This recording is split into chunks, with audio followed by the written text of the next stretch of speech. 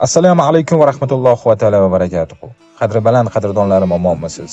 Ro'zani yakuniga bir hafta qolgandan boshlab kechirim so'ramoq va minnatdorman deyish lozim.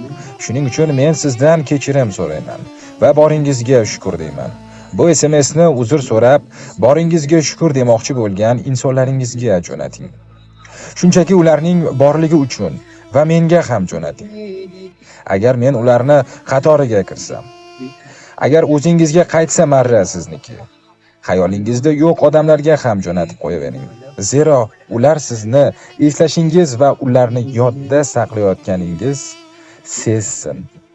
Allohim tutayotgan ro'zamizni va ibodatlarimizni o'z dargohida qabul qilsin. Ajr savobini Allohning o'zi barchamizga mukammal qilib bersin.